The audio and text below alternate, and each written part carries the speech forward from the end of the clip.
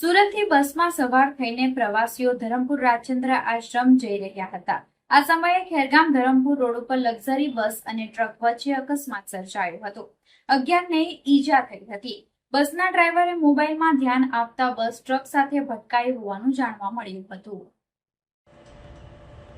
સુરતથી ધરમપુર રાજચંદ્ર આશ્રમ ખાતે જઈ રહેલી એક luxury bus Khergam Dharampur road ઉપર પસાર થતી હતી। આ સમયે ખેરગામ શામળા ફળિયા ખાતે બસના ડ્રાઈવરે સ્ટીયરિંગ પરથી કાબુ ગુમાવતા વળાંકમાં ધરમપુર તરફથી આવી રહેલી ટ્રક સાથે ધડાકાભેર અથડાતા અકસ્માત સર્જાયો હતો।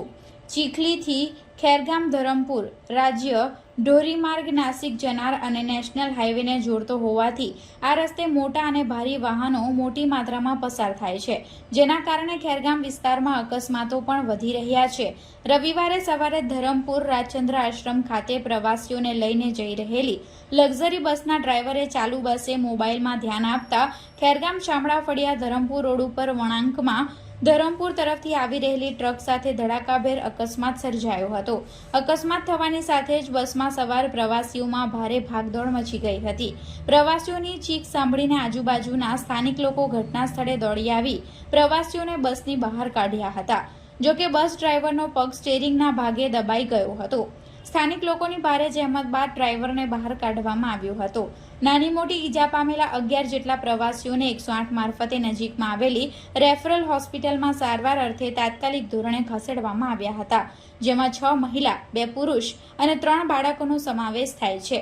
જોકે અકસ્માતમાં કોઈ જાનહાનિ નહીં થતા અને માત્ર નાની મોટી ઈજાઓ થતા લોકોએ રાહતનો શ્વાસ લીધો હતો।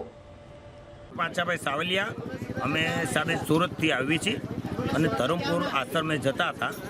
ત્યાં ગાડી ટર્ન આવ્યો, ત્યાં બસવાળાએ ટર્ન ન લીધો અને ટોલાવાળા આવ્યા એને હાથે ભટકાઈ દીધી। ભૂલ ડ્રાઈવર બસવાળાની છે, લક્ઝરીવાળાની, અમારા ડ્રાઈવરના, અને ફોન સાહેબ ચાલુ હતો એટલે ભટકાઈ ગઈ છે અને નોર્મલ, બહુ બધાને બહુ વાગ્યું નથી અને સરકારની સુવિધા સારી છે। 108 તરત આવી ગઈ છે અને ત્યાં દવાખાને બધા ખેરગામમાં લઈ ગયા છે।